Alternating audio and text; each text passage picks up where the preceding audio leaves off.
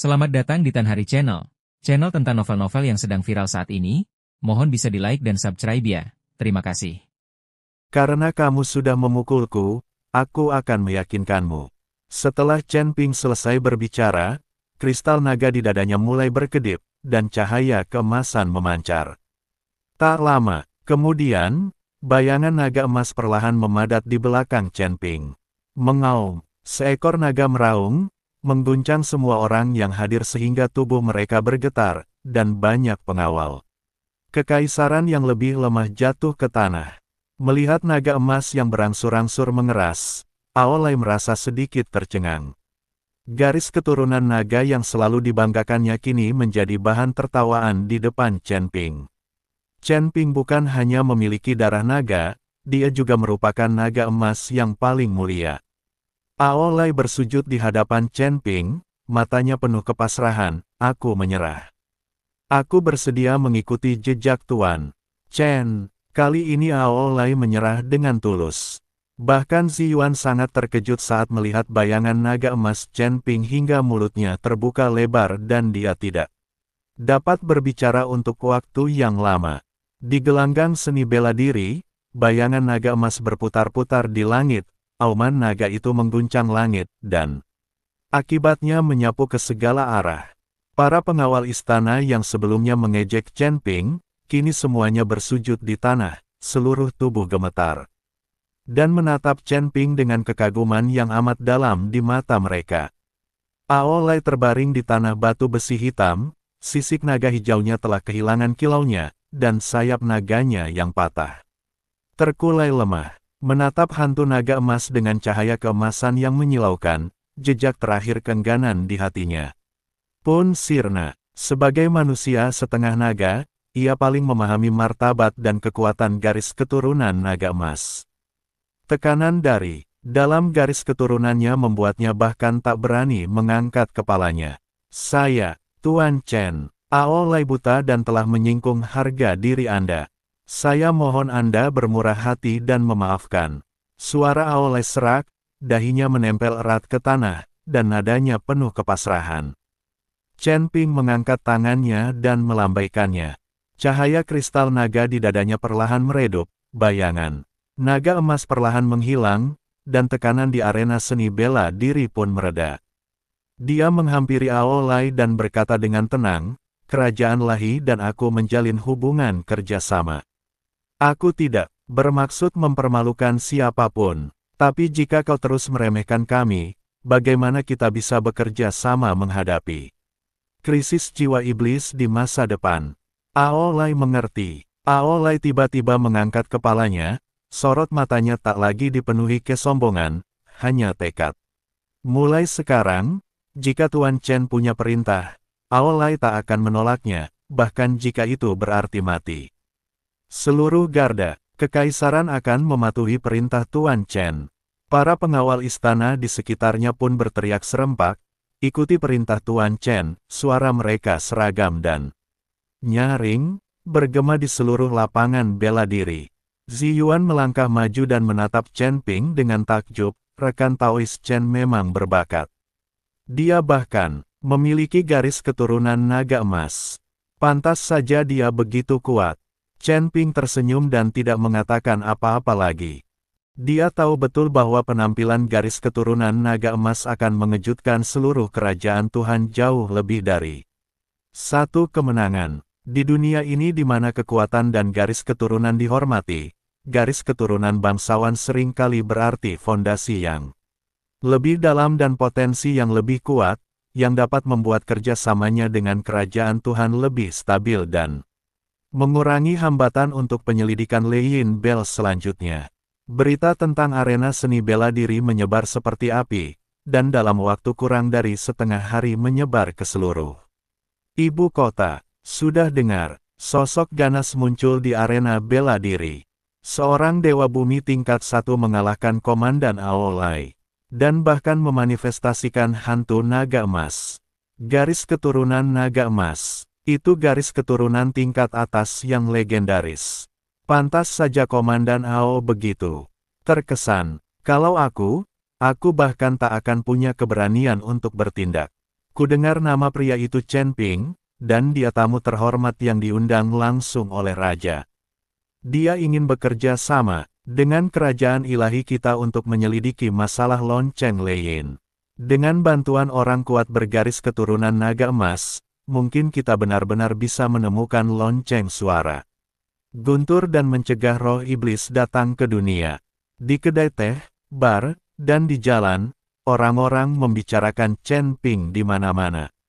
Suasana menyedihkan yang awalnya merasuki ibu kota lahi karena pencurian lonceng Leyin kini mendapat sedikit harapan karena kemunculan Chen Ping. Bahkan para bangsawan kerajaan dewa berusaha mencari tahu tentang Chen Ping, ingin berteman dengan pria kuat yang memiliki darah naga emas ini. Di dalam aula istana, Wu Hao mendengarkan laporan Rincin Si Yuan. Cangkir giok di tangannya sedikit bergetar, matanya dipenuhi keterkejutan. Garis keturunan naga emas. Chen Ping benar-benar memiliki latar belakang seperti itu. Awalnya, kupikir dia hanya seorang kultivator biasa dengan kekuatan luar biasa, tapi aku tidak menyangka dia memiliki fondasi yang begitu dalam. Zi Yuan membungkuk dan menjawab, "Tuan, rekan Daois Chen Ping tidak hanya memiliki garis keturunan bangsawan, tetapi kekuatannya juga tak terduga. Bahkan setelah Komandan Aolai berubah menjadi naga dan menyerang dengan sekuat tenaga, ia tetap dikalahkan oleh kekuatan kekacauan. Kekuatan tempurnya yang sebenarnya mungkin berada di puncak tingkat ke-9 alam abadi bumi. Dan bahkan mungkin berada di ambang alam abadi manusia." Wu Hao tiba-tiba berdiri dan mondar-mandir di aula, wajahnya dipenuhi kegembiraan. "Semoga Tuhan membantu kerajaanku. Dengan bantuan Chen Ping, kita tidak perlu khawatir menemukan lonceng suara guntur atau menyelesaikan krisis jiwa iblis." Dia berhenti, raut wajahnya berubah serius. "Zi Yuan, tolong minta rekan Daois Chen Ping untuk segera datang ke istana. Ada sesuatu yang penting yang ingin ku bicarakan dengannya." Selain itu, perintah itu diturunkan untuk menutup berita bahwa Chen Ping memiliki darah naga emas dan hanya menginformasikan lapisan inti. Alam lahi saat ini sedang menghadapi masalah internal dan eksternal. Jika berita ini menyebar terlalu luas, hal itu dapat menyebabkan masalah yang tidak perlu, terutama bagi mereka yang berada di kuil lahi dan pihak Perdana Menteri. "Aku patuh pada perintahmu." Zi Yuan menerima perintah itu dan mundur. Segera, Chen Ping mengikuti Zi Yuan ke aula dalam istana kekaisaran. Wu Hao secara pribadi berdiri untuk menyambutnya, sikapnya bahkan lebih hormat dari sebelumnya. "Rekan Taois Chen, saya tidak tahu Anda memiliki garis keturunan naga emas sebelumnya, jadi saya mohon maaf atas kelalaian saya. Saya harap Anda mau memaafkan saya." "Yang mulia, Anda sangat sopan." Chen Ping membungkuk sebagai balasan. Garis keturunan hanyalah anugerah bawaan. Kekuatan sejati membutuhkan pengembangan. Wu Hao semakin terkesan ketika mendengar ini, segera mengundang Chen Ping untuk duduk dan memerintahkan seseorang untuk menyajikan teh surgawi. Kemudian ia berkata perlahan, "Rekan Taois Chen, saya meminta Anda datang ke sini hari ini karena saya ingin secara resmi mempercayakan penyelidikan lonceng Leyin kepada Anda. Saat ini, di dalam dan di luar ibu kota lahi, hanya Anda yang mampu mengemban tugas penting ini. Jika roh-roh iblis kuil Leyin berhasil menembus penindasan, aku khawatir kerajaan Tuhanku juga akan menderita. Pada saat itu, roh-roh iblis yang ditindas oleh kerajaan Tuhanku mungkin akan mampu menembus tabu-tabu." La berhenti sejenak, lalu mengeluarkan token giok berukir pola-pola ilahi dari dadanya dan menyerahkannya kepada Chen Ping. "Ini adalah token giok eksplorasi kerajaan dewa. Dengan memegang token giok ini, kau dapat memobilisasi pasukan rahasia kerajaan dewa untuk mengakses berkas-berkas rahasia di dalam dan luar ibu kota. Zi Yuan akan membantumu dalam penyelidikan. Sedangkan untuk garda kekaisaran, Aolai yakin padamu dan bisa dikerahkan kapan saja." Chen Ping mengambil token giok itu, yang terasa hangat di tangannya. Pola-pola ilahi pada token giok itu mengalir samar. Samar, dan jelas itu adalah senjata magis yang luar biasa. La tidak menyangka bahwa Tuan Kerajaan Tuhan begitu mempercayainya, hingga mampu mengerahkan seluruh kekuatan. Kerajaan Tuhan. Chen Ping mengangguk dan berkata, "Jangan khawatir, Tuanku. Saya akan berusaha sebaik mungkin untuk mengambil." Lonceng suara guntur. Saya hanya ingin tahu berapa banyak petunjuk yang dimiliki Kerajaan Lahi tentang kolusi antara istana Dao Jahat dan Kepala Istana ke-6 dari Kuil Lahi. Tidak banyak petunjuk. Wu Hao menghela napas, ekspresinya serius. Kuil Dao Jahat beroperasi dengan sangat rahasia. Mata-mata kerajaan, dewa telah menyelidiki berkali-kali, tetapi baru mengungkap permukaannya saja. Mereka bahkan belum dapat menentukan lokasi markas mereka. Mengenai penguasa ke-6 Kuil Lahi, meskipun ada rumor bahwa ia memiliki hubungan dekat dengan Istana Jalan Jahat, tidak ada bukti konkret. Kuil Lahi memiliki pengaruh besar dalam klan Lahi. Tanpa bukti kuat, menyentuhnya secara gegabah dapat memicu konflik antara Kerajaan Lahi dan Kuil Ilahi. Jadi begitu, Chen Ping merenung, kalau begitu, langkah pertama kita adalah menyelidiki di dalam ibu kota Lahi. Pencurian lonceng, suara guntur itu rahasia, dan tidak banyak orang yang mengetahuinya. Mungkin kita bisa menemukan terobosan di antara para pejabat tinggi Kerajaan Lahi. Lagi pula, aku penasaran seperti apa karakter Perdana Menteri ini, yang disebutkan Raja. Ketika Wu Hao mendengar kata, Perdana Menteri, alisnya sedikit berkerut. Nama Perdana Menteri adalah Liu Kun. Dia telah mengikuti mendiang Kaisar selama bertahun-tahun dan mengendalikan Legiun Garda Nasional, Kerajaan Tuhan dengan lebih dari 10.000 tentara dan sangat berkuasa.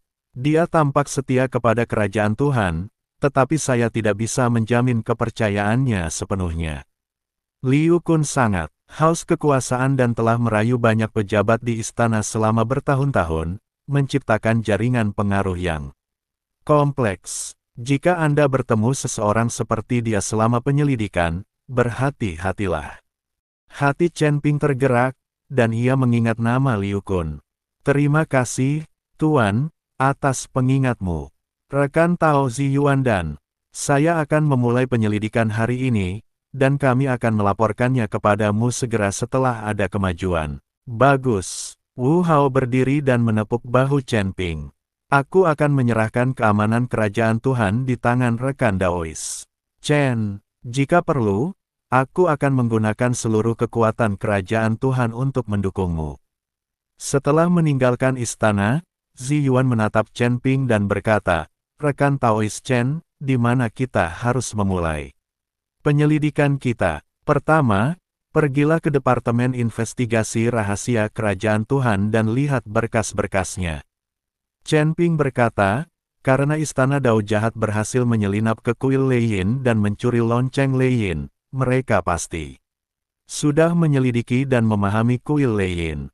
Mungkin mereka bisa menemukan petunjuk dari laporan mata-mata sebelumnya. Selain itu, mari kita periksa latar belakang Liu Kun. Raja curiga padanya, jadi kita harus waspada. Ziyuan mengangguk setuju dan membawa Chen Ping ke Divisi Investigasi Rahasia. Divisi Investigasi Rahasia terletak di halaman terpencil di sisi barat ibu kota Lahi. Meskipun tampak biasa dari luar, di dalamnya dijaga ketat dan dipenuhi formasi tersembunyi. Penanggung jawab Departemen Investigasi Rahasia adalah seorang lelaki tua bernama Mo Chen, yang tingkat kultivasinya berada di alam abadi duniawi tingkat ke-7. Ketika melihat Chen Ping memegang token giok eksplorasi dan mendengar bahwa ia adalah seorang pria kuat dengan darah naga emas, ia tidak berani lengah dan segera mengeluarkan semua berkas tentang Istana Dao Jahat dan Liu Kun. Keduanya menggeledah dinas rahasia seharian penuh namun tidak memperoleh hasil apapun.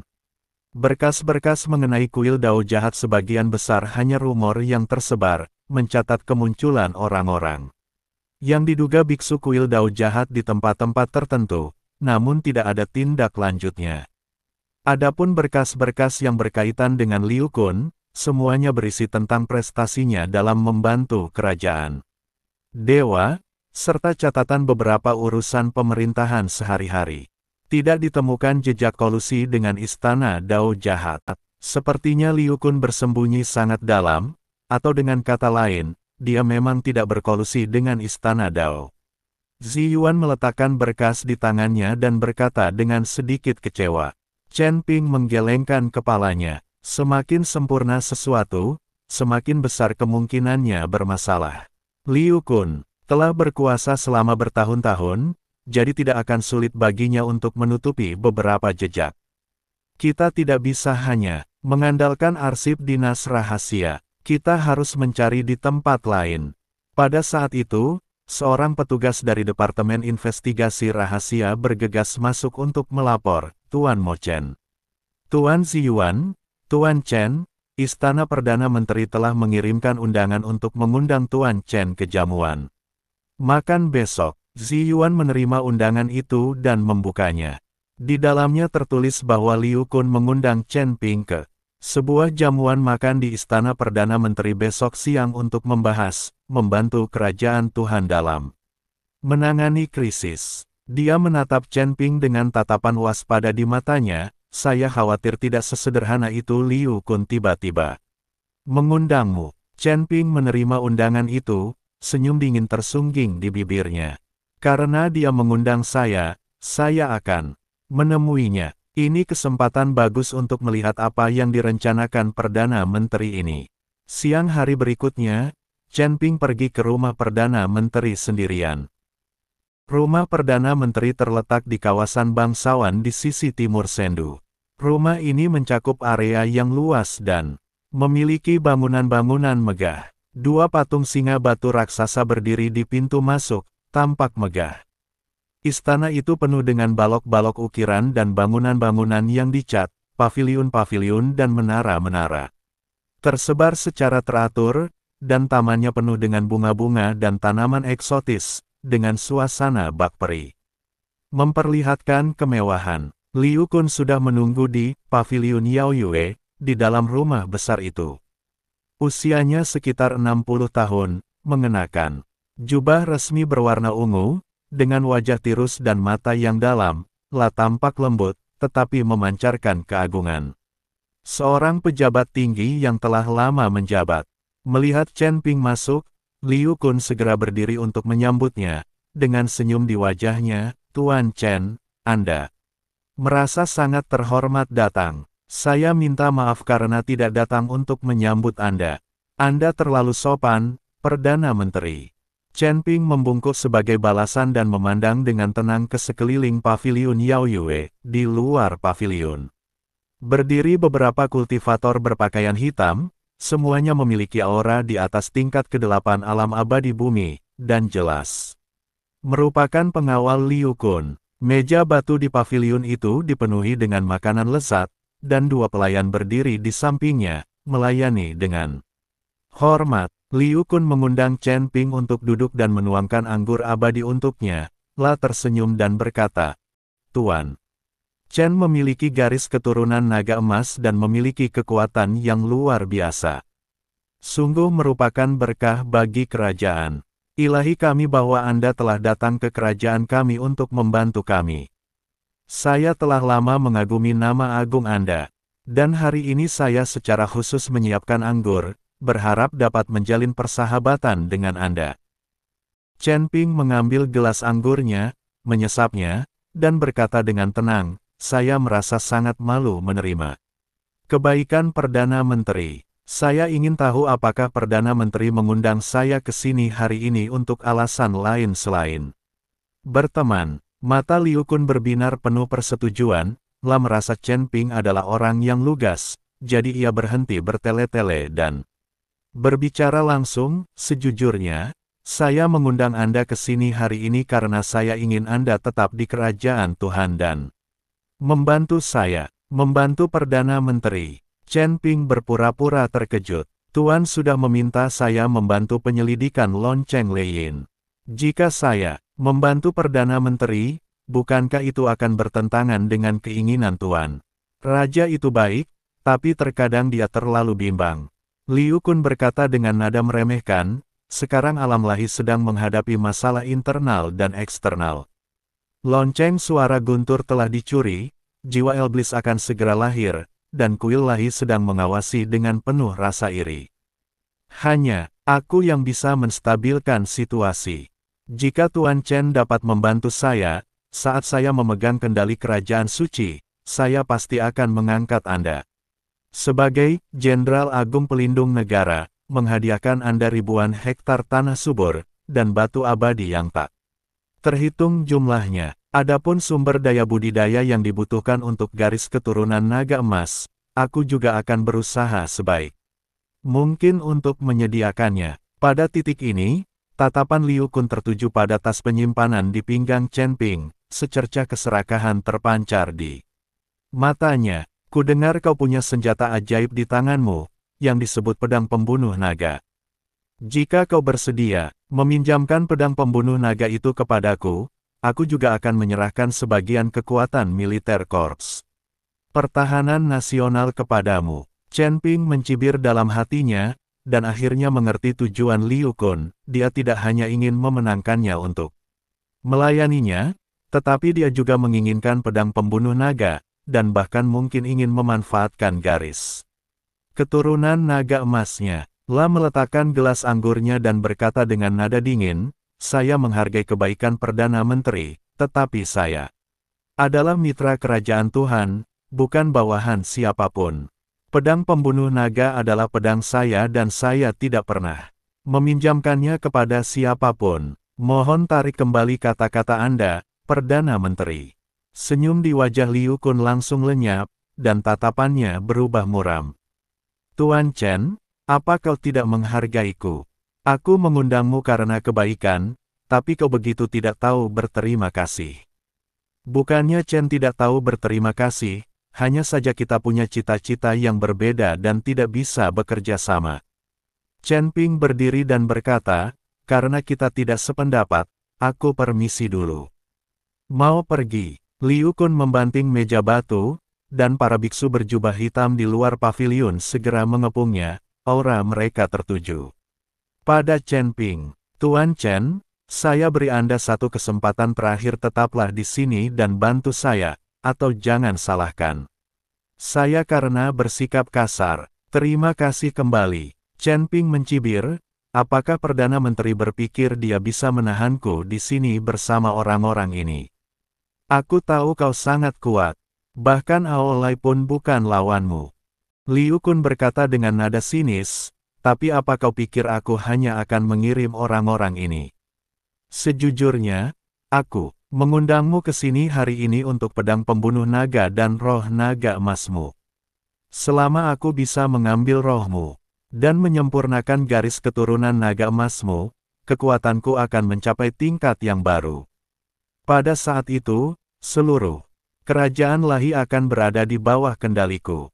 Begitu dia selesai berbicara, tirai cahaya besar tiba-tiba menyala di sekitar paviliun Yao Yue, menutupi seluruh paviliun. Saat formasi itu mulai bekerja, rune hitam yang tak terhitung jumlahnya muncul, memancarkan aura jahat dan aneh yang benar-benar dapat menekan kekuatan spiritual para kultivator. Ini adalah formasi penguncian roh, yang secara khusus digunakan untuk menekan kekuatan spiritual orang-orang yang berkuasa. Liu Kun tersenyum bangga dan berkata, Tuan Chen, meskipun Anda memiliki darah naga emas, Anda bahkan tidak dapat mengerahkan 30% kekuatan Anda dalam formasi pengunci jiwa ini. Jika Anda tahu apa yang baik untuk Anda, serahkan saja pedang pembunuh naga dan jiwa Anda. Saya bahkan mungkin bisa meninggalkan Anda dengan tubuh yang utuh. Tatapan Chen Ping berubah dingin, dan ia membalikkan tangan kanannya. Pedang pembunuh naga muncul di tangannya, dan kilat perak menyambar saat ia menebas para biksu berjubah hitam di sekitarnya. Namun, penekanan formasi itu memang kuat. Kekuatan spiritual di tubuhnya mengalir lambat, dan kekuatan pedang pembunuh naga pun sangat berkurang. Hentikan dia, Liu Kun berteriak. Para biksu berjubah hitam menyerang satu demi satu, menggunakan berbagai senjata magis dan kekuatan supernatural. Untuk menyerang Chen Ping, seorang kultivator tingkat 8 di alam abadi bumi memegang kapak raksasa dan menebas cahaya kapak emas. Menuju langsung ke kepala Chen Ping. Biksu lain melemparkan jaring hitam besar, mencoba menjebak Chen Ping. Chen Ping menghindari kapak itu dan mengayunkan pedang pembunuh naga untuk memotong jaring hitam itu. Namun pada saat ini, seorang biksu yang bersembunyi dalam kegelapan tiba-tiba menembakkan panah beracun. Langsung ke punggung Chen Ping. Hati-hati, ketika Chen Ping menyadarinya, sudah terlambat untuk menghindar dan dia hanya bisa menggunakan kekuatan spiritualnya untuk melindungi punggungnya. Panah tersembunyi itu mengenai penghalang spiritual dengan suara embusan. Meskipun tidak melukai Chen Ping, racun pada panah tersebut menembus tubuhnya bersama dengan kekuatan spiritual, menyebabkan rasa sakit yang tajam di meridiannya. Hahaha, Tuan Chen, racun pengikis roh, ini secara khusus mengikis kekuatan spiritual para kultivator. Dalam waktu setengah jam, Anda akan kehilangan semua kekuatan spiritual Anda dan menjadi sasaran empuk. Liu Kun tertawa terbahak-bahak. Wajah Chen Ping sedikit berubah, lah bisa merasakan kekuatan spiritual di tubuhnya perlahan terkikis oleh racun. Dia tahu bahwa dia tidak bisa bertarung lama-lama dan harus menerobos formasi dan melarikan diri secepat mungkin. Dia menarik napas dalam-dalam dan memaksa dirinya untuk mengerahkan kekuatan spiritual dalam tubuhnya. Kekuatan spiritual dalam tubuh Chen Ping meledak seketika. Merusak. Chen Ping berteriak keras, dan mengayunkan pedang pembunuh naga, mengirimkan petir perak besar, menghantam tirai. Cahaya formasi tersebut. Ledakan. Petir itu menghantam tirai cahaya, menyebabkannya bergetar hebat dan timbul retakan. Liu Kun terkejut melihat ini dan segera mengerahkan kekuatan spiritualnya untuk memperkuat formasi. Cepat, bunuh dia. Jangan biarkan dia lolos. Para biksu berjubah hitam menyerang dengan panik, dan Chen Ping terperangkap dalam dilema, dengan semakin banyak luka di sekujur tubuhnya. Namun dengan mengandalkan kekuatan kekacauan dan tubuh kuat dari garis keturunan naga emas, dia berhasil menahan serangan itu dan mengayunkan pedangnya lagi untuk menebas celah di tirai cahaya. Kerak, tirai cahaya akhirnya pecah, menghancurkan formasi pengunci jiwa. Chen Ping memanfaatkan kesempatan itu, melesat keluar dari paviliun Yue Wei, dan melarikan diri menuju kediaman Perdana Menteri. Kejar, kita harus membawanya kembali. Liu Kun meraung dan secara pribadi memimpin para biksu berjubah hitam.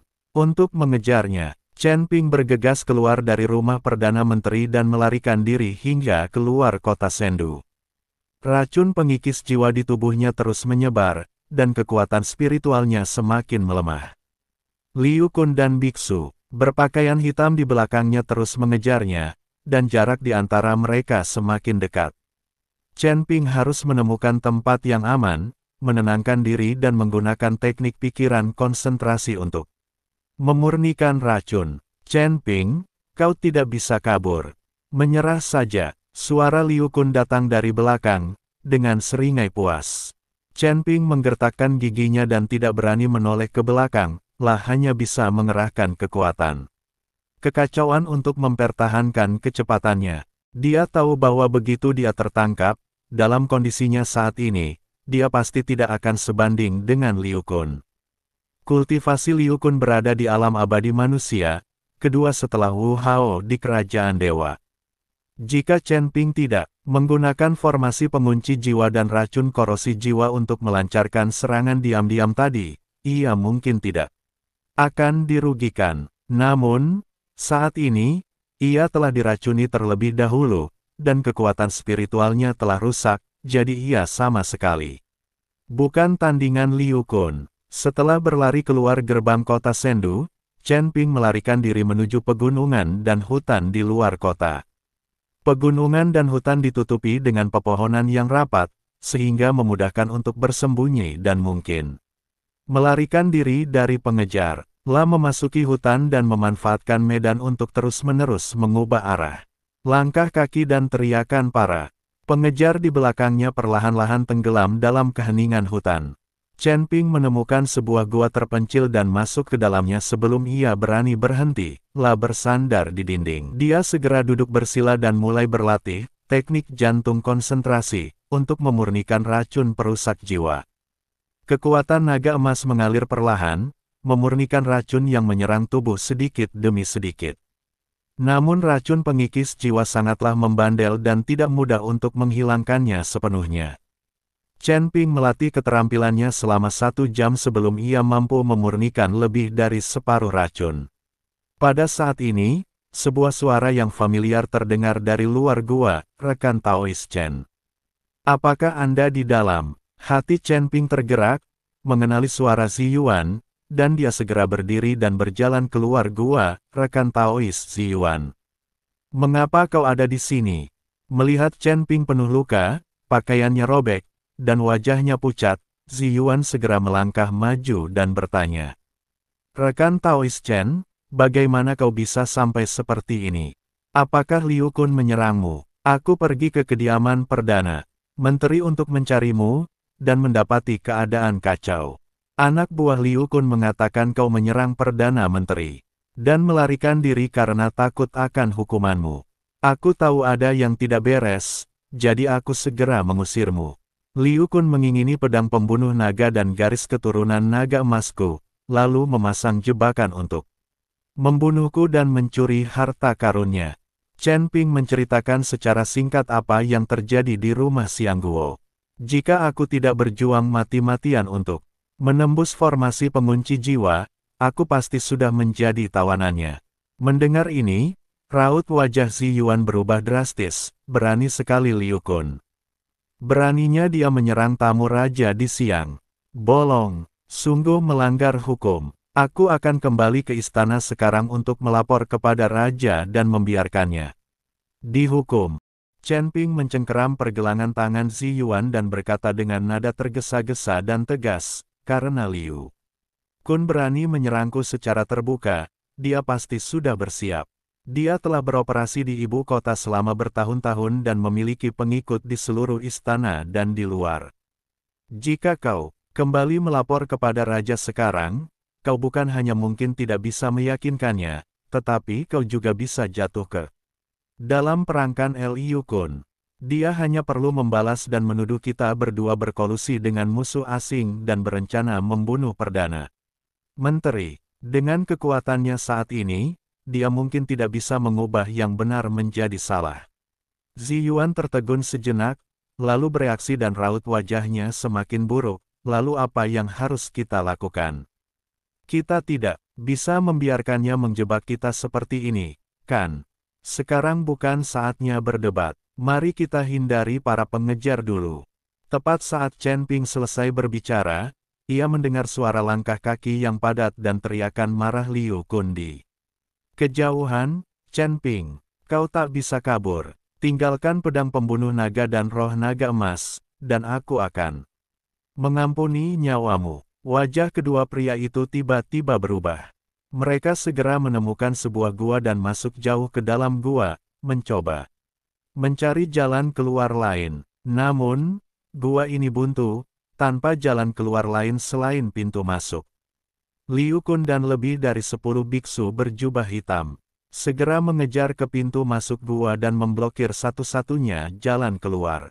Hahaha, Chen Ping, mari kita lihat kemana kamu bisa lari. Liu Kun berdiri di pintu masuk gua, tatapannya menyapu ruang dengan sinis. Ketika ia melihat Zi Yuan, kilatan keterkejutan melintas di matanya, lalu ia mencibir, Tuan Zi Yuan juga ada di sini. Apa kau berpikir untuk mengkhianati kerajaan Tuhan? Liu Kun, kau memfitnahku. Zi Yuan melangkah maju, menghalangi jalan Chen Ping dan memarahinya dengan marah. Rekan Taois Chen adalah tamu terhormat yang diundang langsung oleh Tuan. Beraninya kau memasang jebakan untuk membunuhnya dan bahkan menuduhnya memberontak. Apa kau masih menghormati Tuan dan hukum kerajaan Tuhan? Hukum? Liu Kun mencibir, matanya penuh penghinaan. Di ibu kota Lahi ini, kata-kataku adalah hukum. Chen Ping memiliki harta karun yang berharga dan memiliki darah naga emas. Menahannya di sini hanya akan membawa bencana bagi kerajaan. Tuhan, aku akan melenyapkan momok ini demi kerajaan Tuhan. Dan untukmu, Ziyuan, jika kau tahu apa yang baik untukmu, keluarlah dari sini, atau jangan salahkan aku karena menghukummu juga. Mari kita lihat siapa yang berani menyentuh rekan Daois Chen. Ziyuan memanggil pedang panjang berwarna hijau, kekuatan spiritualnya beredar, dan aura alam abadi duniawi tingkat 8 terpancar dari tubuhnya. Meskipun dia tahu bahwa dia bukan tandingan Liu Kun, dia tidak bisa mundur saat ini. Bertindak gegabah. Tatapan tajam melintas di mata Liu Kun, lalu ia berteriak kepada biksu berjubah hitam di belakangnya, maju. Bunuh si Yuan dulu, lalu tangkap Chen Ping. Dua orang pendeta berjubah hitam tingkat 8 alam abadi duniawi segera menyerbu, salah satu dari mereka melemparkan rantai dan yang lain mengayunkan pedang panjang, menyerang Ziyuan. Ziyuan tak berani gegabah, lah mengayunkan pedang hijaunya dan bertarung melawan kedua pria itu. Cahaya pedang menyala, meskipun tingkat kultivasinya tinggi, dia segera mengalami kerugian saat menghadapi serangan dua kultivator dengan tingkat yang sama. Liu Kun menatap tajam ke arah Chen Ping, dan dengan sekejap tubuhnya, dia menerkam ke arahnya. Aura tingkat pertama alam manusia abadi meledak, membentuk tekanan kuat yang membuat Chen Ping sulit bernapas. Chen Ping, bersiaplah untuk mati. Liu Kun menamparkan dengan telapak tangannya, dan kekuatan spiritual hitam yang terkondensasi di telapak tangannya membawa aura suram, langsung menuju ke dada Chen Ping.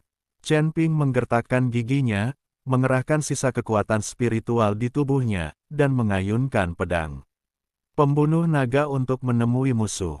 Dengan bunyi, klang, pedang pembunuh naga menghantam telapak tangan Liu Kun.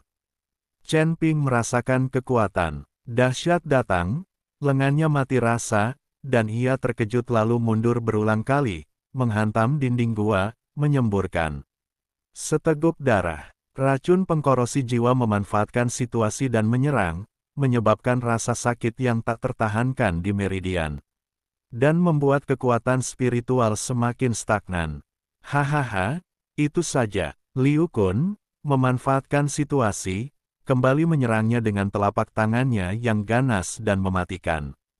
Chen Ping nyaris tak mampu menangkisnya, dan tak lama kemudian ia menderita beberapa luka lagi, pakaiannya berlumuran darah. Di sisi lain, Ziyuan berada dalam bahaya karena dikepung oleh dua biksu berjubah hitam. Seorang pendeta memanfaatkan kelemahannya dan melilitkan rantai itu di pergelangan tangannya, sedangkan pendeta yang lain menebas dengan pedang panjangnya, hendak mengenai bahunya. Ziyuan berjuang melepaskan diri dari rantai, tetapi dihantam gelombang kekuatan spiritual. Tubuhnya menjadi tidak stabil, dan ia memuntahkan seteguk darah. Wajahnya langsung memucat seperti kertas. Pada saat yang sama, gas beracun yang hampir tidak terdengar memasuki tubuh Ziyuan melalui perut bagian bawahnya. Rekan Taois Ziyuan melihat kejadian ini, mata Chen Ping memerah dan dia ingin segera menolong, namun Liu Kun menamparkan punggungnya, menyebabkan dia kembali memuntahkan darah dan terhuyung-huyung berlutut. Chen Ping, apakah kamu mengerti betapa kuatnya aku sekarang? Liu Kun menghampiri Chen Ping, menginjak punggungnya, dan berkata sambil tersenyum sinis, serahkan pedang pembunuh naga dan jiwa itu, dan aku mungkin bisa membiarkanmu mati dengan lebih damai. Chen Ping tergeletak di tanah dengan darah mengalir dari sudut mulutnya, tetapi matanya tetap tajam. Dia memandang Ziyuan yang terluka tak jauh darinya, lalu memandang wajah Liu Kun yang sombong, dan kemarahan. Serta keengganan di hatinya meletus bagai gunung berapi. Tiba-tiba ia mengangkat kepalanya, cahaya keemasan berkilat di matanya, dan kristal naga di dadanya menyala kembali. Kali ini, cahayanya lebih terang dari sebelumnya. Ah! Chen Ping meraung seperti auman naga, dan darah naga emas di tubuhnya meletus sepenuhnya.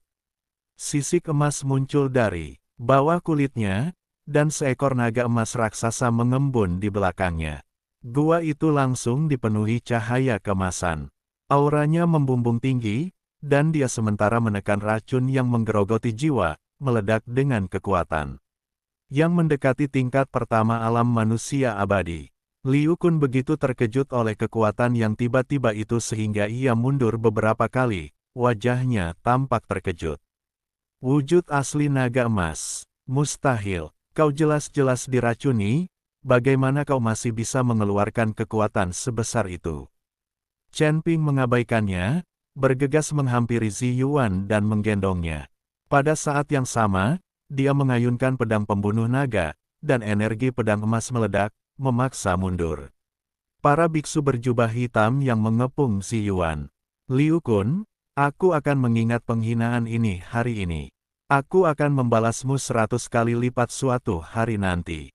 Chen Ping meraung marah, dan tubuh emas yang tak terhancurkan melilit seluruh tubuhnya, lah mengaktifkan langkah pengendalian api dan bergegas menuju puncak gua bersama Zi Yuan. Ledakan, batu-batu di puncak gua hancur berkeping-keping. Chen Ping bergegas keluar sambil menggendong Zi Yuan dan terbang menuju kedalaman hutan. Liu Kun bereaksi dan berteriak, kejar. Kita harus menangkap mereka. Para biksu berjubah hitam membentangkan tubuh mereka dan mengeyer ke arah di mana Chen Ping melarikan diri. Namun Chen Ping menggunakan garis keturunan naga emas untuk melesat keluar dengan kecepatan yang sangat cepat dan segera meninggalkan para pengejarnya. Dia menggendong Zi Yuan yang terengah-engah di tangannya dan memacu kudanya sepanjang jalan hingga dia yakin telah sepenuhnya lolos dari para pengejarnya, lalu dia berhenti di sebuah lembah tersembunyi. Rekan Taois Zi Yuan, apa kabar? Chen Ping meletakkan Zi Yuan di tanah dan bertanya dengan cemas. Zi Yuan penuh luka dan keracunan, napasnya lemah, dan dia mengalami koma. Chen Ping segera mengeluarkan pil penyembuh, membuka paksa mulutnya dan memasukkannya, lalu menggunakan kekuatan naga untuk membantunya memurnikan kekuatan obat. Melihat wajah pucat Zi Yuan, mata Chen Ping berkilat kejam. Liu Kun, perseteruan ini tak terdamaikan. Aku pasti akan mengungkap konspirasimu dan membuatmu membayarnya dengan darah. Liu Kun memimpin para pengejar untuk mencari di pegunungan dan hutan selama 1 jam penuh, tetapi masih tidak dapat menemukan jejak Chen Ping, jadi dia harus kembali ke rumah Perdana Menteri dengan marah. Di ruang kerja, Liu Kun mondar-mandir, wajahnya begitu muram hingga air bisa menetes darinya, pelarian Chen Ping. Berarti rencananya telah terbongkar. Begitu Chen Ping menemukan Wu Hao dan mengatakan yang sebenarnya, ia akan hancur. Tuan, apa yang harus kita lakukan sekarang? Chen Ping telah melarikan diri. Jika dia pergi mengadu kepada raja, kita akan mendapat masalah. Seorang biksu berjubah hitam bertanya dengan cemas. Liu Kun tiba-tiba berhenti, tatapan tajam terpancar di matanya. Kenapa panik? Chen Ping diracun dan terluka. Bahkan jika kita menemukan Wu Hao, kita mungkin tidak bisa mendapatkan kepercayaannya. Lagi pula, aku sudah punya rencana. Cadangan, lah menoleh ke penasihat kepercayaannya, siapkan kereta segera. Aku harus pergi ke istana untuk menemui raja. Di dalam istana, Wu Hao khawatir karena Chen Ping belum kembali. Ketika mendengar Liu Kun ingin bertemu dengannya, ia tak kuasa menahan diri untuk bertanya, mengapa Liu Kun datang menemuiku saat ini? Kirim dia masuk. Liu Kun melangkah ke aula dalam dan membungkuk, wajahnya menunjukkan ekspresi prihatin terhadap negara dan rakyatnya. Yang mulia, saya dengar tidak ada kemajuan dalam pencurian lonceng Leiyin, dan penduduk ibu kota Lahi akhir ini panik. Saya sangat prihatin dan datang untuk menyampaikan nasihat saya kepada Anda. Wu Hao memberi isyarat agar dia berdiri dan berkata dengan suara berat, katakan saja apa yang ingin kau katakan. Tuan, roh-roh jahat siap bergerak, istana jalan jahat mengincar kita dengan penuh nafsu, dan kuil suci tidak yakin akan sikapnya. Kerajaan suci kita sedang dalam situasi yang sulit. Liu Kun menghela napas dan berkata perlahan, saya percaya bahwa tugas yang paling mendesak adalah memperkuat hubungan kita dengan kuil ilahi. Selama kita dapat membentuk aliansi dengan kuil ilahi dan mendapatkan dukungannya, kuil jalan jahat tidak akan berani bertindak gegabah, dan masalah jiwa iblis akan lebih aman. Wu Hao sedikit mengernyit, saya sudah merencanakan pernikahannya, tetapi rekan Daois Chen Ping sedang menyelidiki lonceng Lei Yin, jadi masalah ini perlu dipertimbangkan dalam jangka panjang. Tuan, tidak ada waktu yang terbuang. Liu Kun buru-buru berkata, lonceng Lei Yin telah dicuri selama berhari-hari, dan tidak ada petunjuk di mana menemukannya. Jika kita menunda pernikahan lebih lama lagi, kuil mungkin akan berpikir bahwa kerajaan ilahi kita tidak tulus. Master Istana Ketiga memegang posisi tinggi di kuil ilahi. Jika kita bisa menikahinya, kita tidak hanya bisa menggunakan kekuatannya untuk menyelidiki istana jalur jahat, tetapi kita juga bisa meningkatkan status kerajaan ilahi kita di antara klan ilahi. Sekali mendayung, dua burung terlampaui. Dia berhenti sejenak, lalu menambahkan bahan bakar ke api. Kudengar orang-orang dari istana jalan jahat telah aktif di dekat ibu kota ilahi baru-baru ini, tampaknya mencoba memata-matai segel jiwa iblis di bawah kerajaan ilahi kita. Tanpa dukungan kuil ilahi, jika kuil jalan jahat bergabung dengan kekuatan lain untuk menyerang kerajaan ilahi saya, mungkin tidak akan mampu melawan. Wu Hao terdiam. Meskipun kata-kata Liu Kun agak berlebihan, itu bukan tanpa alasan. Kerajaan Allah sekarang sedang menghadapi masalah internal dan eksternal dan sungguh-sungguh membutuhkan dukungan kekuatan eksternal. Terlebih lagi, ia awalnya berencana untuk menikahkan sang putri dengan putra kepala istana ketiga dan memanfaatkan kesempatan itu untuk menyelidiki kolusi antara kepala istana ketiga dan istana Dao jahat. Usulan Liu Kun tampaknya sejalan dengan rencananya. Anda ada benarnya. Wu Hao mengangguk pelan, kalau begitu, urusan pernikahan akan sepenuhnya dipercayakan kepadamu. 3 hari kemudian, kau akan secara pribadi mengantar sang putri ke istana ketiga untuk menyelesaikan pernikahan. Tuan, Liu Kun gembira, tetapi raut wajahnya tetap penuh hormat, aku menaati perintahmu. Aku tidak akan mengecewakan. Setelah meninggalkan istana, Liu Kun segera kembali ke rumah Perdana Menteri dan memanggil bawahan kepercayaannya. Tuan, apakah Raja telah menyetujui pernikahan itu? Tanya penasihat itu. Wu Hao benar-benar terpancing. Liu Kun mencibir, pernikahan ini hanyalah taktik menunda. Dalam 3 hari, aku tidak hanya akan menculik sang putri, tetapi juga menggunakan kesempatan ini untuk memaksa Wu Hao menyerahkan buku panduan pengorbanan. Semua orang terkejut, Tuan, Anda ingin mengorbankan buku harta karun itu. Apakah Anda benar-benar ingin? Bagus. Secercah kegilaan melintas di mata Liu Kun, buku pengorbanan berisi metode untuk memperkuat dan menghancurkan segel jiwa iblis. Selama kita mendapatkannya dan kemudian bergabung dengan istana Dao jahat, kita dapat membuka segelnya dan melepaskan jiwa iblis. Maka seluruh langit ke-6 akan terjerumus ke dalam kekacauan. Aku kemudian akan menggunakan kekuatan jiwa iblis untuk menyingkirkan Wu Hao dan orang-orang tua dari kuil Lei Yin. Dan seluruh surga ke-6 akan menjadi milikku.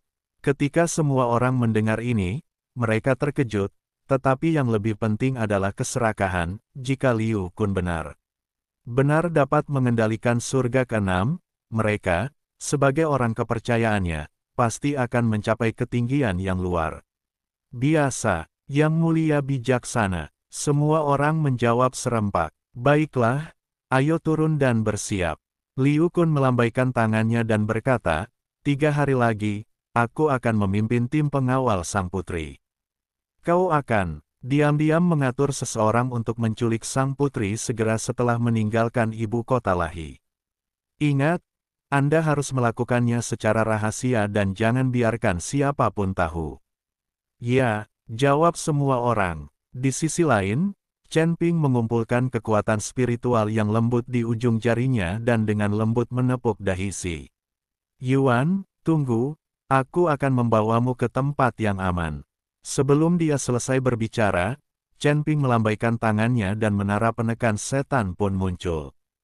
Chen Ping tanpa ragu lagi membantu Zi Yuan melangkah masuk ke gerbang menara. Detik berikutnya, mereka berdua mendapati diri mereka berada di dunia yang sama sekali berbeda. Kesadaran Zi Yuan, yang awalnya mengantuk akibat keracunan, langsung terbangun oleh aura peri yang kaya yang menghampirinya, menatap pemandangan di depannya dengan mata terbelalak, dan begitu terkejut hingga napasnya pun terhenti sejenak. Apa yang terlihat bukanlah sangkar gelap yang menahan para monster seperti yang dibayangkan, tetapi hamparan tanah spiritual yang luas. Di kejauhan, beberapa bukit bergelombang berwarna putih. Jika diperhatikan lebih dekat, bukit-bukit itu sebenarnya terbuat dari batu peri dengan kemurnian yang sangat tinggi. Itu adalah urat batu abadi yang dikumpulkan oleh Chen Ping, juga sumber daya yang dijarah dari beberapa biksu yang terbunuh. Di antara perbukitan, sebuah sungai yang terbentuk dari pertemuan energi peri cair berkelok-kelok. Tepi sungai dipenuhi herba spiritual berusia ribuan tahun, Ganoderma lucidum berusia 10.000 tahun, dan bahkan beberapa pohon teh.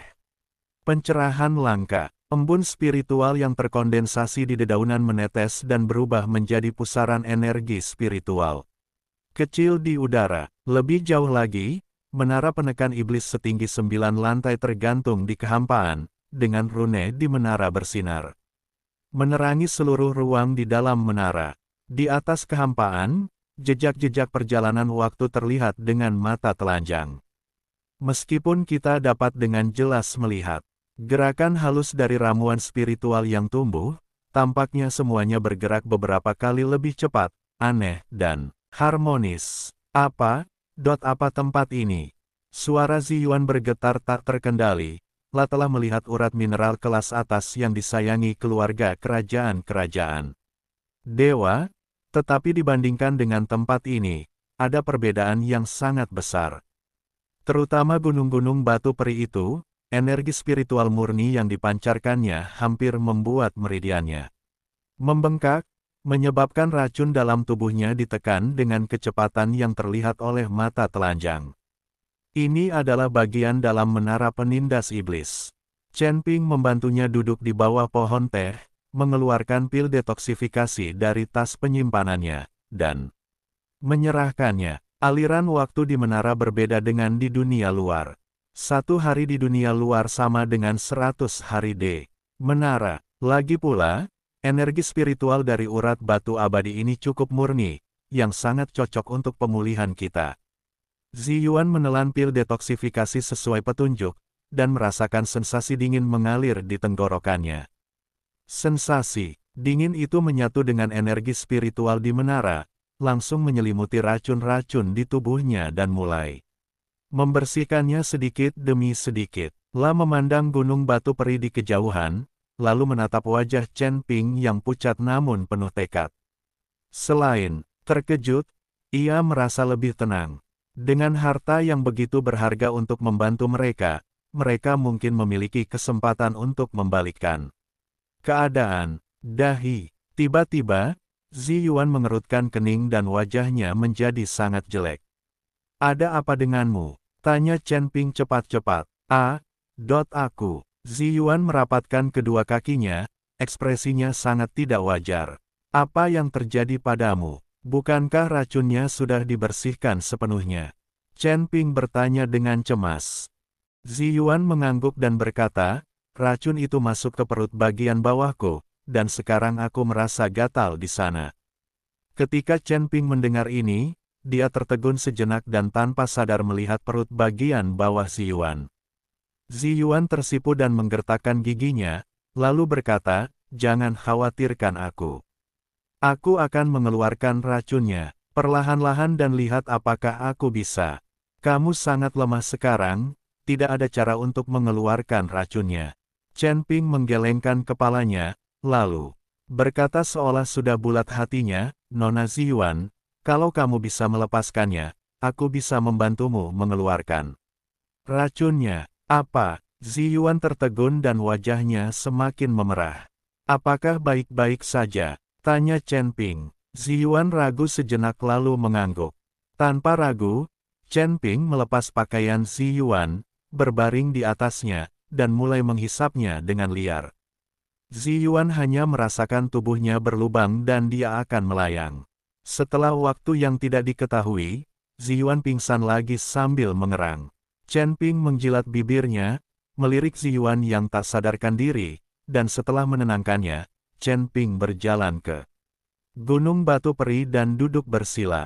La menarik napas dalam-dalam dan mulai berlatih teknik konsentrasi hati. Dalam sekejap, kekuatan spiritual seluruh Gunung Batu Peri mengalir deras ke dalam tubuhnya bagai air pasang, mengalir deras di sepanjang meridian menuju dantiannya. Berbeda dengan dunia luar, kekuatan spiritual batu abadi di menara dapat langsung diserap tanpa perlu dimurnikan. Ditambah dengan aliran waktu yang 100 kali lebih cepat, efisiensi kultivasi pun langsung meningkat lebih dari 1000 kali lipat. Di dalam dantian, siklon mulai berputar dengan kecepatan tinggi, dan kekuatan spiritual hijau terus memadat dan mengembun, dan warnanya berangsur-angsur berubah dari hijau muda menjadi biru tua.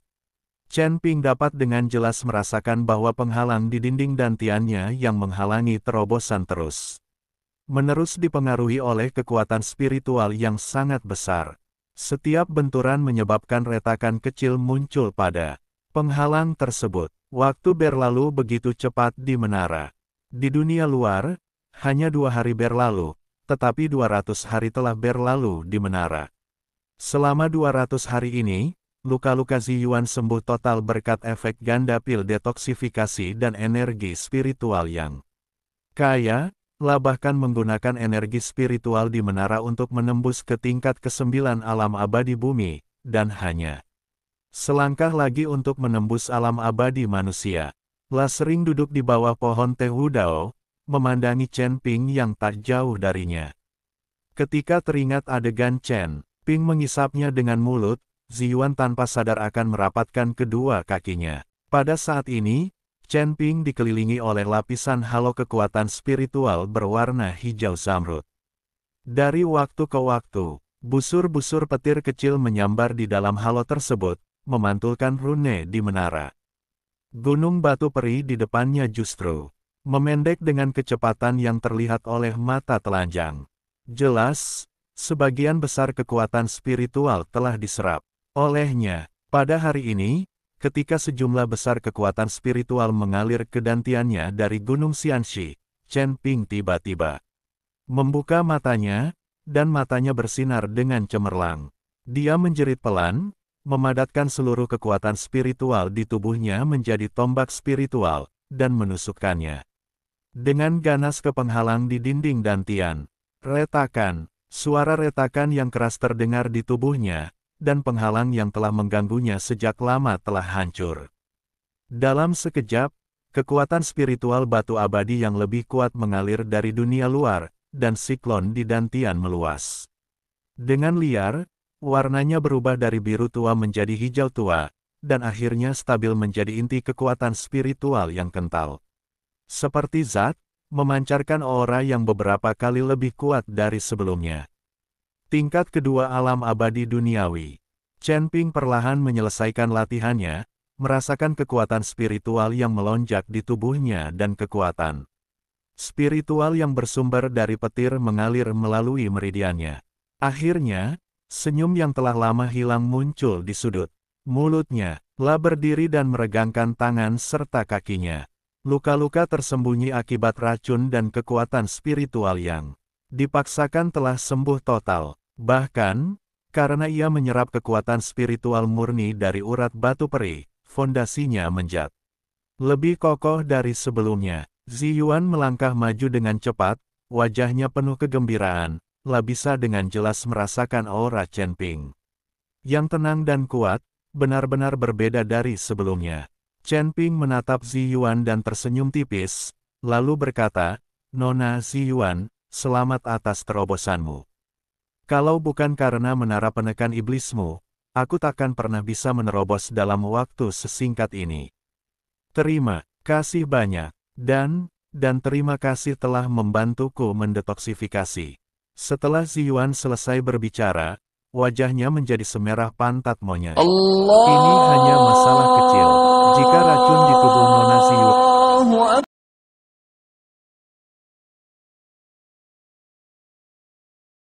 Ziyuan belum sepenuhnya hilang, aku bisa membantumu. Terima kasih banyak, dan terima kasih telah membantuku mendetoksifikasi. Setelah Ziyuan selesai berbicara, wajahnya menjadi semerah pantat monyet. Ini hanya masalah kecil. Jika racun di tubuh Nona Ziyuan belum sepenuhnya hilang, aku bisa membantumu, kata Chen Ping dengan acuh tak acuh. Mendengar ini, Ziyuan menggelengkan kepalanya dan berkata, mungkin belum dibersihkan sepenuhnya. Akhir-akhir ini, aku merasa geli, seperti ada serangga kecil merayap. Sepertinya racunnya akan meledak. Kalau begitu, aku akan membantumu menyedot semua racunnya, kata Chen Ping, lalu bergerak mendekat. Ziyuan menutup matanya dan membiarkan Chen Ping bermain dengannya tanpa perlawanan apapun, hanya kesenangan. Setelah sekian lama, Chen Ping akhirnya berhenti, menatap Ziyuan dan bertanya, Nona Ziyuan, bagaimana perasaan Anda? Jauh lebih baik. Ziyuan mengangguk, ayo cepat kembali ke Elbu Kota Lahi. Aku khawatir Liu Kun akan melakukan sesuatu yang buruk pada Raja. Oke, Chen Ping mengangguk. Setelah berkata demikian, dia mengangkat tangannya untuk membuka pintu menara, lalu berjalan keluar sambil menggendong Ziyuan. Setelah Chen Ping dan yang lainnya berjalan keluar, menara penekan iblis langsung menyusut dan kembali ke tangan Chen Ping. Saat ini, langit di luar mulai cerah. Chen Ping menatap ke arah ibu kota, dengan tekad yang berkobar di matanya. Kedua pria itu menyembunyikan aura mereka dan segera menuju ke ibu kota. Batas waktu 3 hari telah tiba. Putri Wu Yue mengenakan gaun pengantin merah yang mewah, mahkota Phoenix berekor 7 di kepalanya, dan berhiaskan mutiara serta giok. Namun, wajah cantiknya tidak menunjukkan kegembiraan, melainkan ketegasan yang tidak sesuai dengan usianya. Wu Hao duduk tegak di singgasana naga, menatap putrinya dengan tatapan mata yang rumit. La berdiri dan menuruni tangga kekaisaran, sambil merapikan rumbai-rumbai di mahkota Phoenix Wu Yue.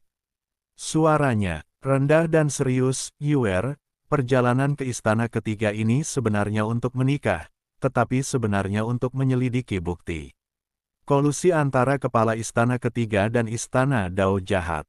Ayahmu tahu aku telah berbuat salah padamu, tetapi keselamatan kerajaan Lahi bergantung padamu, kau. Ayah, putrimu mengerti. Wu Yue menyela Wu Hao, nadanya tenang namun tegas. Dulu, putriku bodoh dan selalu ingin melarikan diri dari pertunangan. Sekarang aku mengerti usaha keras ayahku. Aula jalan jahat mencuri lonceng suara guntur dan mengincar segel jiwa iblis. Jika Master Aula ketiga benar-benar berkolusi dengan mereka, itu akan menjadi ancaman serius bagi surga keenam. Putriku akan bertindak dengan hati-hati dan menepati kepercayaan ayahku. Secercah kelegaan melintas di mata Wu Hao, dan ia melanjutkan, Liu Kun akan mengantarmu ke istana ketiga secara pribadi. Dia orang yang sangat licik, jadi kau harus berhati-hati dan jangan mudah percaya padanya.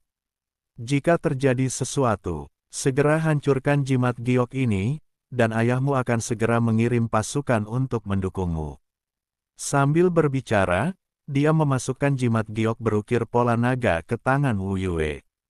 Wu Yue memegang erat jimat giok itu dan mengangguk berat, putriku telah mencatatnya. Pada saat ini, suara Kasim terdengar dari luar istana. Perdana Menteri Liu Kun, memimpin barisan kehormatan, sedang menunggu perintah di luar. 2. Wu Hao menarik napas dalam-dalam dan menepuk bahu putrinya, pergilah.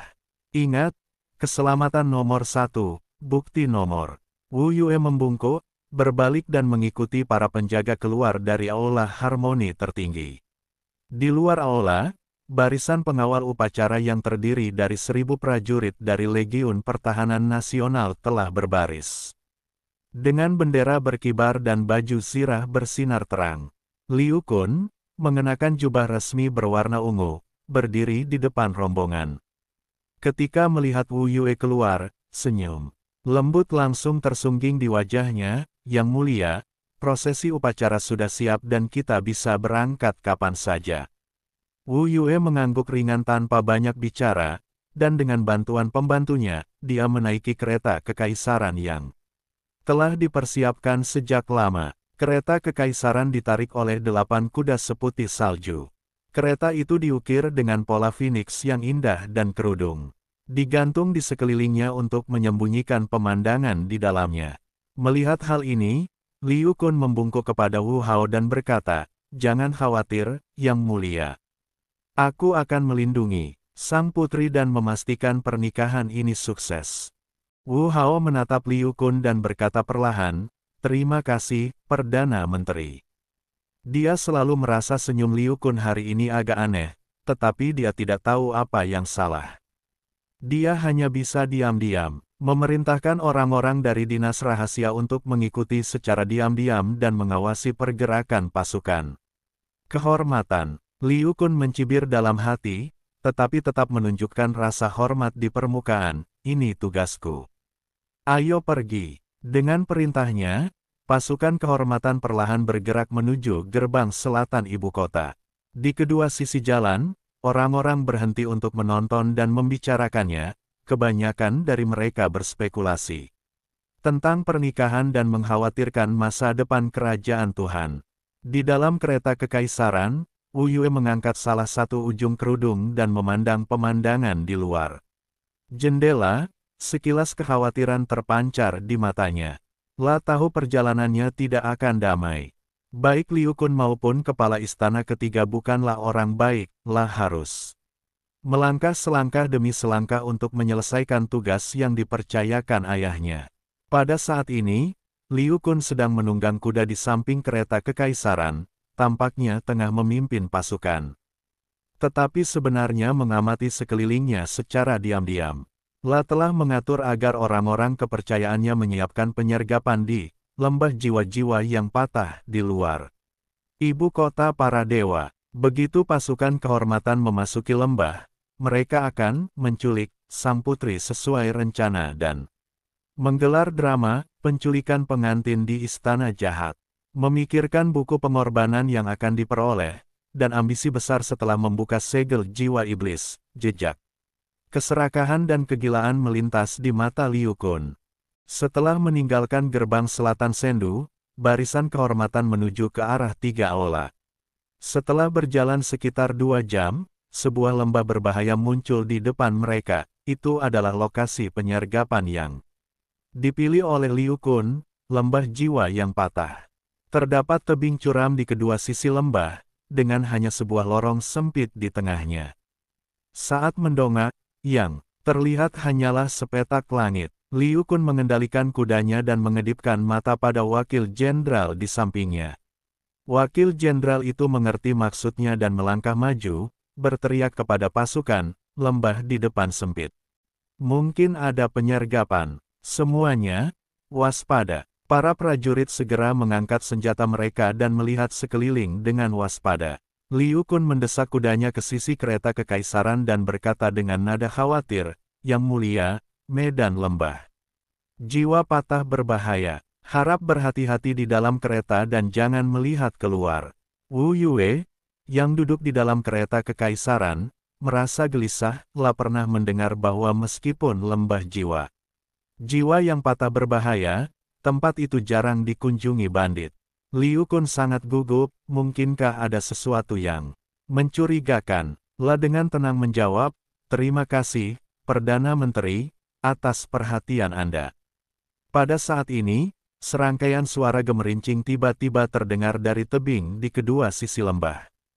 Segera setelah itu, para biksu berjubah hitam yang tak terhitung jumlahnya melompat turun dari tebing, memegang senjata, dan bergegas menuju barisan kehormatan. Semua biksu berjubah hitam ini memiliki aura yang kuat, yang terendah di antara mereka telah mencapai tingkat ke-8 alam abadi duniawi, dan segelintir yang terkemuka bahkan telah mencapai tingkat ke-9 alam abadi duniawi, tingkat yang sama dengan Si Yuan. Oh tidak, mereka dari Istana Jalan Jahat. Liu Kun berpura-pura panik dan berteriak, lindungi sang putri. Bunuh para bandit. Para prajurit Legiun Zhenguo segera bertarung dengan para biksu berjubah hitam. Untuk sesaat, lembah itu dipenuhi suara benturan pedang dan pedang panjang, serta gemuruh kekuatan spiritual yang saling beradu. Para biksu berjubah hitam menyerang dengan ganas, dan jelas mereka sudah siap. Meskipun para prajurit Legiun Pertahanan Nasional terlatih dengan baik, mereka segera terdesak oleh serangan mendadak musuh, dan korban terus bertambah. Perdana Menteri, para bandit itu terlalu kuat, kita tidak bisa melawan mereka. Teriak Wakil Jenderal dengan cemas. Wajah Liu Kun serius, lah mengedipkan mata pada beberapa orang kepercayaan di sampingnya dan berbisik, lindungi sang putri. Aku akan pergi melawan para bandit. Sambil berbicara, dia mengalirkan kekuatan spiritualnya dan aura alam manusia abadi pun meledak, menyerbu ke arah biksu berjubah hitam yang memimpin. Orang-orang kepercayaan itu mengerti apa yang sedang terjadi dan diam-diam mendekati kereta kekaisaran. Memanfaatkan kekacauan itu, mereka menghancurkan kereta tersebut. Wu Yue terkejut melihat ini. Tepat saat ia hendak mengeluarkan jimat giok untuk komunikasi, salah satu orang kepercayaannya menutup mulutnya dengan tangan, menculiknya dengan paksa, dan melarikan diri ke kedalaman lembah. Sang putri telah diculik. Seorang prajurit berteriak keras. Liu Kun sangat marah. Setelah bertukar beberapa jurus dengan para biksu berjubah hitam terkemuka, ia sengaja memperlihatkan kelemahannya dan dipukul di bahu oleh lawan, lah terhuyung mundur beberapa langkah, dan sedikit darah mengalir dari sudut mulutnya. Sialan! Beraninya kalian menculik sang putri. Teriaknya kepada para prajurit, kejar mereka. Kita harus menyelamatkan sang putri. Akan tetapi, para pendeta berkulit hitam menahan para prajurit dan mencegah mereka mengejar mereka. Biksu hitam terkemuka mencibir, Perdana Menteri Liu, jangan buang-buang energimu. Kita akan membawa yang mulia. Putri pergi dulu. Jika kau menginginkannya, mintalah Hu Hao untuk menukarnya dengan buku panduan pengorbanan. Setelah berkata demikian, dia memimpin para pendeta berjubah hitam itu dengan tipu daya dan mundur menuju kedalaman lembah, lalu segera menghilang ke dalam hutan lebat. Liu Kun menatap ke arah para biksu berjubah hitam pergi, sorot mata penuh kepuasan terpancar. Kemudian, raut cemas terpancar di wajahnya, lah berkata kepada para prajurit, cepat, bersihkan medan perang dan segera kembali ke Elbu Kota Lahi. Untuk melaporkan hal ini kepada Tuan. Para prajurit tidak berani menunda dan segera meninggalkan medan perang, membawa yang terluka dan bergegas kembali ke ibu kota bersama Liu Kun. Sepanjang jalan, Liu Kun sengaja berpura-pura kacau, batuk-batuk sesekali, tampak seperti dia terluka parah. Wu Yue yang diculik segera dibawa ke gua tersembunyi. Ketika biksu yang menutup mulutnya melepaskan tangannya, Wu Yue langsung bertanya, siapa kau? Apa kau benar dari istana Dao Jahat? Kultivator terkemuka adalah penasihat kepercayaan Liu Kun, lah mencibir, yang mulia, berhentilah berpura-pura. Apa Anda tidak tahu siapa kami? Hati Wu Yue mencelos. Apakah Liu Kun yang mengirimmu ke sini? Apa yang ingin dia lakukan? Yang mulia akan mengetahui tujuan Perdana Menteri di masa depan. Sang konselor berkata dengan tenang, sebelum itu, Yang mulia, mohon bersabar beberapa hari. Setelah Perdana Menteri menerima buku panduan pengorbanan, tentu saja saya akan membiarkan Anda kembali. Setelah itu, ia dan anak buahnya mundur dari gua, hanya menyisakan 2 biksu untuk menjaganya. Wu Yue duduk di dalam gua, hatinya penuh dengan keraguan dan kecemasan. Liu Kun menculiknya dan meminta ayahnya untuk menukarnya dengan buku persembahan. Jelas sekali itu rencana yang sudah direncanakan. Buku panduan pengorbanan mencatat metode penguatan dan penghancuran segel jiwa iblis. Mungkinkah target Liu Kun adalah segel jiwa iblis? Memikirkan hal ini, Wu Yue tak kuasa menahan diri untuk tidak bergidik, harus segera memberitahu ayahnya kabar tersebut. Liu Kun kembali ke ibu kota dengan panik bersama pasukannya yang tersisa dan langsung menuju istana. Saat itu, di aula harmoni tertinggi, Wu Hao sedang cemas menunggu kabar dari barisan kehormatan. Ketika melihat Liu Kun datang dengan luka-luka, jantungnya tiba-tiba berdebar kencang. "Perdana Menteri, apa yang terjadi?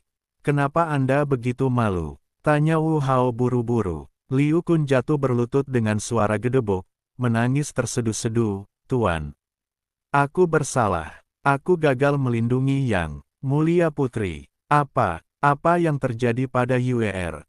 Wu Hao tiba-tiba berdiri dan wajahnya berubah drastis. "Saat kami sampai di lembah jiwa-jiwa yang patah, kami tiba-tiba disergap oleh bandit dari aula jalan jahat." Liu Kun berseru, "Para bandit itu sangat kuat. Aku sudah berjuang mati-matian, tetapi mereka tetap menculik sang putri. Sebelum pergi, mereka juga mengatakan bahwa Anda, sang raja, harus menukar buku pengorbanan itu dengan sang putri. Jika tidak mereka akan membunuh sang putri." Istana jalan jahat. Istana jalan jahat lagi. Wu Hao sangat marah hingga seluruh tubuhnya gemetar, membanting telapak tangannya ke meja kekaisaran. Menghancurkannya berkeping-keping. Pertama mereka mencuri lonceng suara guntur, dan sekarang mereka menculik sang putri. Ini keterlaluan. "Tenanglah, tuanku." Liu Kun memberi nasihat, tugas yang paling mendesak adalah menyelamatkan Yang Mulia Putri. Karena istana jalan jahat menginginkan buku pengorbanan, mengapa kita tidak menyetujui persyaratan mereka terlebih dahulu dan menggunakan buku pengorbanan itu untuk ditukar dengan sang putri. Lalu kita bisa bersatu dengan kuil suci untuk menyerang istana jalan jahat dan membalaskan dendam sang putri. "Tidak," Wu Hao dengan tegas menolak, "kitab pengorbanan itu berkaitan dengan keamanan segel jiwa iblis. Jika jatuh ke tangan istana jalan jahat, mereka pasti akan membuka segelnya dan melepaskan jiwa iblis. Pada saat itu, seluruh surga ke-6 akan terjerumus ke dalam kekacauan, dan akibatnya tak terbayangkan. UER adalah putriku, bagaimana mungkin aku tidak merasa kasihan padanya? Tapi aku adalah penguasa kerajaan Tuhan, dan aku tidak bisa mengabaikan keselamatan seluruh surga ke-6 demi kepentingan pribadiku. Tuanku, nyawa sang putri dalam bahaya." Liu Kun berkata buru-buru, "Istana Dao jahat kejam, dan jika kita tidak menyetujui persyaratan mereka, mereka akan benar-benar menyerang sang putri. Lebih jauh lagi, kita bisa berpura-pura menyetujui permintaan mereka, lalu menyiapkan penyergapan selama pertukaran. Mengambil kembali sang putri dan buku panduan pengorbanan, dan sekaligus menghabisi para bandit dari istana Dao jahat. Bukankah itu seperti sekali mendayung dua burung terlampaui?" Wu Hao mengerutkan kening dan berpikir keras. Kata-kata Liu Kun terdengar masuk akal, tetapi ia tetap merasa ada yang tidak beres. Jika istana Dao jahat benar-benar ingin mengorbankan buku harta karun itu, mengapa mereka tidak mengirim orang untuk menyelinap ke istana dan mencurinya, tetapi malah bersusah payah menculik sang putri? Terlebih lagi, penampilan Liu Kun hari ini selalu membuatnya merasa sedikit disengaja. Pada saat itu, seorang penjaga bergegas masuk untuk melapor, "Tuan, ada seorang biksu berjubah hitam di luar istana yang ingin bertemu dengan Anda, mengaku sebagai utusan istana Dao jahat dan membawa surat untuk Anda, Tuan." "Biarkan dia masuk," kata Wu Hao dengan suara berat. Tak lama kemudian, seorang biksu berjubah hitam mengikuti Kasim itu ke aula harmoni tertinggi, menyerahkan sepucuk surat kepada Wu Hao, lalu berbalik dan pergi tanpa mengucapkan sepatah kata pun. Wu Hao membuka surat itu dan melihat kata-kata berikut tertulis di atasnya, Wu Hao, kau punya waktu 3 hari untuk mengirimkan buku panduan pengorbanan ke lembah jiwa patah. Jika kau gagal melakukannya, atau jika ada penyergapan, kami akan mengambil jenazah putrimu, Aula Dao jahat. Tulisan tangan surat itu tidak terbaca, memperlihatkan kesan arogansi dan mendominasi. Setelah membacanya, wajah Wu Hao menjadi semakin gelap, beraninya istana Dao jahat begitu sombong. Melihat ini, Liu Kun mendesak lagi, Tuan, jangan buang waktu lagi. Setujui persyaratan mereka. Dalam 3 hari, kita bisa diam-diam memobilisasi pasukan dan menyiapkan penyergapan di lembah jiwa-jiwa yang patah. Kita pasti bisa menyelamatkan sang putri dan merebut kembali buku panduan pengorbanan itu. Wu Hao terdiam sejenak, lalu perlahan berkata, biar kupikirkan dulu. Kau turun dan sembuhkan lukamu dulu. Liu Kun tahu bahwa Wu Hao masih ragu, jadi ia berhenti membujuknya, lah membungkuk dan pergi. Setelah meninggalkan aula harmoni tertinggi, Liu Kun mencibir, Wu Hao, mari kita lihat berapa lama kau bisa bertahan. Begitu kau kehilangan kesabaran, kau tentu akan menyerahkan buku panduan pengorbanan itu. Setelah kembali ke rumah Perdana Menteri, Liu Kun segera memanggil bawahan kepercayaannya. Tuan, apa yang harus kami lakukan selanjutnya? Tanya konselor. Jangan tidak sabar. Liu Kun berkata, meskipun Wu Hao keras kepala, dia paling mencintai sang putri. Selama kita menambahkan bahan bakar ke api, dia pasti akan berkompromi. Segera kirim seseorang ke lembah jiwa patah untuk menyamar sebagai markas istana jalan jahat. Pada saat yang sama, mintalah seseorang untuk memantau pergerakan istana kekaisaran dengan saksama. Jika Wu Hao memutuskan untuk menyerahkan buku panduan pengorbanan, segera laporkan kepadaku. Baik, konselor itu menerima pesanannya dan pergi. Liu Kun duduk di ruang belajar, memegang segelas anggur perih dan menikmatinya dengan saksama. Dia tampaknya telah melihat sendiri adegan dirinya memperoleh buku pengorbanan, membuka segel jiwa iblis, dan mengendalikan seluruh surga ke-6. Pada saat yang sama, Chen Ping dan Zi Yuan bergegas menuju ibu kota. Kedua pria itu menyembunyikan aura mereka dan tak berani menunda perjalanan. Dalam waktu kurang dari sehari, mereka tiba di gerbang utara ibu kota. Pada saat ini, tiba-tiba terdengar derap kaki kuda yang tergesa-gesa dari depan. Sebuah tim yang terdiri dari ribuan pengawal kekaisaran berbaris menuju luar kota, dipimpin oleh Wu Hao, Raja Kerajaan Dewa. Itu raja, kata Zi Yuan terkejut. Hati Chen Ping tergerak, dan ia segera pergi menemuinya bersama Zi Yuan.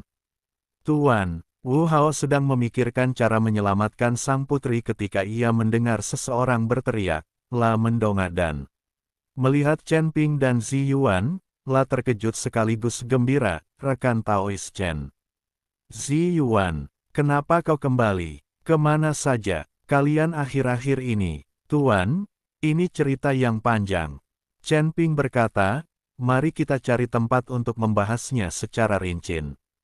Wu Hao mengangguk dan membawa Chen Ping dan Zi Yuan ke stasiun pos terdekat. Setelah memasuki sayap penginapan, Wu Hao tak sabar untuk bertanya, rekan Taois Chen, apa yang terjadi padamu? Akhir-akhir ini, kenapa kau tiba-tiba menghilang? Chen Ping kemudian menceritakan keseluruhan kisah tentang bagaimana Liu Kun memasang jebakan di rumah perdana menteri dengan tujuan merebut pedang pembunuh naga dan garis keturunan naga emas, serta bagaimana dia dan Zi Yuan berhasil menerobos pengepungan dan memasuki menara penindasan Elblis untuk pulih dari luka-luka mereka dan mencapai terobosan dalam kultivasi mereka. Apa, beraninya Liu Kun begitu berani? Mendengar ini, Wu Hao sangat marah. Aku selalu mengira dia hanya haus kekuasaan, tapi aku tidak menyangka dia punya ambisi sejahat itu. Tuan, ambisi Liu Kun jauh melampaui ini. Zi Yuan menambahkan, kami telah mendengar orang kepercayaan Liu Kun mendiskusikan keinginannya untuk mengorbankan buku harta karun dan bersekutu dengan istana Dao jahat untuk membuka segel jiwa Elblis dan Mengendalikan seluruh langit ke-6. Buku Pengorbanan. Segel Jiwa Iblis. Wajah Wu Hao berubah drastis. Pantas saja Liu Kun terus membujukku untuk menukar buku panduan pengorbanan itu dengan sang putri. Ternyata semua ini konspirasinya. Aku khawatir dialah yang merencanakan penculikan sang putri. Raja itu bijaksana. Chen Ping berkata, Liu Kun menculik sang putri hanya untuk memaksa raja menyerahkan buku panduan pengorbanan. Begitu dia mendapatkannya, konsekuensinya akan sangat buruk. Wu Hao menarik napas dalam-dalam dan memaksa dirinya untuk tenang. Syukurlah Taoist Chen kembali tepat waktu. Kalau tidak, aku pasti sudah terjerumus ke dalam rencana jahat Liu Kun. Apa yang harus kulakukan sekarang? Sang putri masih di tangannya, dan dia mungkin telah menyergapku di Elbu Kota Lahi. Tuan, tugas yang paling mendesak adalah segera kembali ke ibu kota Lahi dan mengendalikan situasi. Chen Ping berkata, karena Liu Kun yang merencanakan semua ini, dia pasti sudah menyiapkan rencana cadangan di ibu kota Lahi. Jika kita menunda kepulangan kita, kemungkinan besar dia akan memanfaatkan kesempatan ini untuk menguasai ibu kota Lahi. Mengenai sang putri, pertama-tama kita bisa mengirim seseorang untuk menyelidiki keberadaannya secara diam-diam, lalu mencari cara untuk menyelamatkannya. Wu Hao mengangguk, baiklah. Ayo kita lakukan apa yang dikatakan rekan Daoist Chen. Serahkan perintah ini, segera. Kembali ke Elbu Kota Lahi. Para pengawal istana tidak berani menunda lagi dan segera membalikkan kudanya dan memacu kudanya menuju gerbang utara ibu kota. Chen Ping dan Zi Yuan mengikuti Wu Hao, selalu waspada terhadap pergerakan di sekitar mereka. Tak lama kemudian, gerbang utara ibu kota sudah terlihat. Namun, ketika semua orang mendekati gerbang utara, mereka mendapati gerbang itu tertutup dan tembok kota penuh dengan prajurit dari Korps Pertahanan Nasional, yang dipimpin oleh Wakil Jenderal Kepercayaan Liu Kun. Raja telah kembali. Buka gerbang kota cepat, teriak Aolai, komandan pengawal istana, dengan keras. Wakil Jenderal di tembok kota mencibir, Tuan. Ibu kota para dewa sekarang berada di bawah kendali Perdana Menteri. Tidak seorang pun diizinkan memasuki kota tanpa perintah Perdana Menteri. Apa? Ekspresi Wu Hao tiba-tiba berubah, beraninya Liu Kun mengkhianatiku.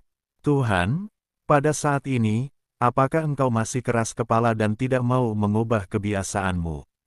Wakil Jenderal berkata, Perdana Menteri ditakdirkan untuk memerintah, dan cepat atau lambat dia akan mengendalikan seluruh surga ke-6. Sebaiknya kau menyerah dengan patuh, dan Perdana Menteri bahkan mungkin akan mengampuni nyawamu. Kentut, Wu Hao berteriak dengan marah, Liu Kun punya ambisi jahat dan telah mengkhianati kerajaan Tuhan. Dia harus dibunuh oleh semua orang. Kalau kau tahu apa yang baik untukmu, segera buka gerbang kota dan menyerahlah. Kalau tidak, jangan salahkan aku karena bersikap kasar. Terima kasih kembali. Wakil Jenderal itu mencibir, Tuan, apa kau pikir kau masih punya kesempatan? Korps Garda Negara telah menguasai setiap gerbang dan departemen penting Elbu Kota Lahi. Garda Kekaisaran bukanlah tandingan kami. Jika kau tahu apa yang terbaik untukmu, segera menyerah, atau kami tidak akan sopan.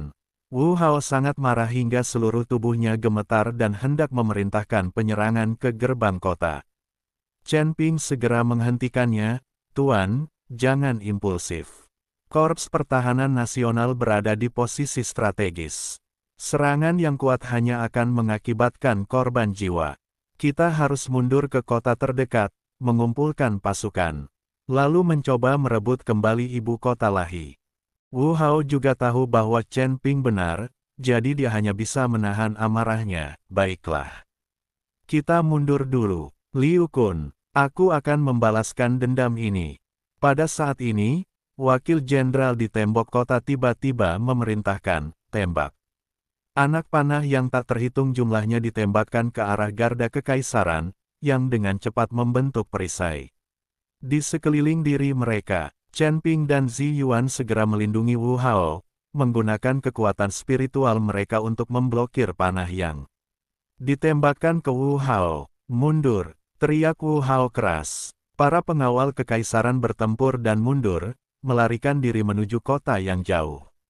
Melihat hal itu, para prajurit Legiun Pertahanan Nasional di tembok kota tidak mengejar mereka, melainkan hanya menutup kembali gerbang kota dan memperkuat kewaspadaan mereka. Wu Hao memimpin pengawal kekaisaran untuk mundur ke kota bernama Kota King Feng sebelum berhenti. Pada saat ini, wajahnya begitu muram hingga air seakan ingin menetes darinya. Ibu kota para dewa diduduki, sang putri diculik, Liu Kun memberontak, dan serangkaian perubahan membuatnya sangat cemas. Rekan Taoist Chen, apa yang harus kita lakukan sekarang? Wu Hao menatap Chen Ping, matanya penuh harap. Chen Ping merenung dan berkata, Tuan, meskipun Liu Kun menguasai ibu kota Lahi, pemberontakannya tidak populer. Pasti banyak orang di Korps Pertahanan Nasional yang tidak mau mengikutinya. Terlebih lagi, jika konspirasinya untuk menculik sang putri dan mendapatkan buku harta kurban menyebar, hal itu pasti akan menimbulkan ketidakpuasan di kalangan rakyat Sendu dan kekuatan lainnya. Yang paling perlu kita lakukan sekarang adalah menstabilkan moral tentara, bersatu dengan pasukan yang setia kepada Kerajaan Allah, lalu menunggu kesempatan untuk merebut kembali ibu kota.